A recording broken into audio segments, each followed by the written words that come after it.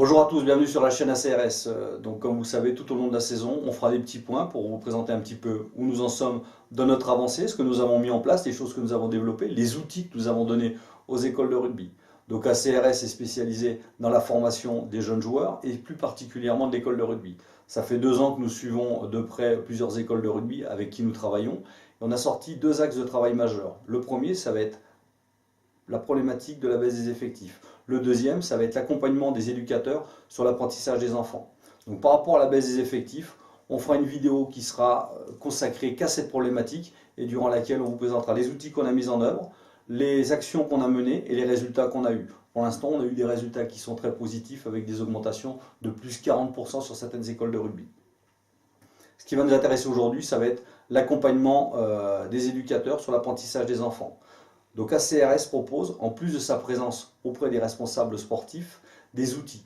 On a le carnet du joueur, je vous en parlerai un petit peu plus tout à l'heure, et surtout on a mis en place le plan de formation. Donc le plan de formation qui va s'adresser des U6 au U12. Particularité de notre plan de formation, il découle de la FFR. Par contre, nous avons adapté les termes. Pourquoi on a adapté les termes? Parce que finalement, le public qui l'utilise, ce sont en grande majorité des parents éducateurs. Et pour ces parents éducateurs, il a fallu vraiment leur mettre des termes qui leur soient accessibles. Ensuite, ce plan est directement tiré aussi sur une forme imagée. Imagée parce que sur l'école de rugby, on a remarqué que U6, U8, on doit travailler à 100% imagé. Les séances doivent être à 100% imagées. Sur les U10, on est sur du 75% et sur les U12, on est sur du 50%. C'est-à-dire que sur les U12, la moitié de la séance soit consacrée à du jeu imagé. Jeu imagé avec une résultante rugby. Donc par rapport à ça, 2 ans qu'on travaille dessus, on en est sur la 3e version, on l'a modifié, on l'a adapté par rapport aux différents retours qu'on a eus. Et cette fois, finalement, on a un plan de formation qui est accessible aux parents éducateurs et qui, en même temps, est accessible aux joueurs. Voici un petit peu à quoi ressemble le plan de formation des U10, par exemple. Toujours sur la même forme, avec le jeu de mouvement, la gestion des luttes et contacts, les lancements et la règle. Avec un système qui est évolutif, c'est-à-dire on a atteint ici, on peut basculer sur l'évolution suivante. Ce plan de formation, je vais vous prendre un exemple, le requin doit courir là où il y a le moins de bateaux. Pour nous, le porteur de balle, on appelle ça le requin. En face, l'adversaire, ce sont des bateaux. L'objectif pour lui, déjà d'être dans l'évitement, avec des notions de faire réfléchir, de faire des arrêts sur image et interroger le requin. Écarter le trésor de l'adversaire au contact, sur la partie contact. On revient sur cette notion que le ballon est un trésor et que ce trésor, l'adversaire, ce sont les pirates, et voilà.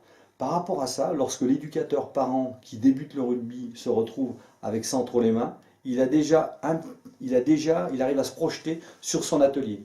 L'enfant, on le met directement en situation, et l'éducateur parent arrive déjà à voir un petit peu comment est-ce qu'il va organiser son atelier, quels éléments il va mettre en place, quel nom il va donner aux joueurs. Donc voilà un petit peu la partie plan de formation que l'on a mis en place. Je vous parlais tout à l'heure du carnet du joueur. Donc ça, c'est la dernière chose sur laquelle nous avons travaillé.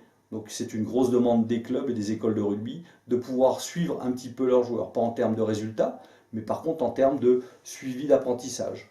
Donc on a créé un carnet du joueur. Donc ce carnet du joueur, je vous le présenterai la prochaine fois. Et vous verrez que ce carnet du joueur sera vraiment un outil indispensable pour pouvoir faire évoluer vos enfants et aussi en même temps leur permettre de rester présents en permanence sur les séances, parce qu'il y a une notion de « je suis présent, je gagne des smileys » et ainsi de suite. Donc je vous donne rendez-vous sur ma prochaine vidéo pour en parler.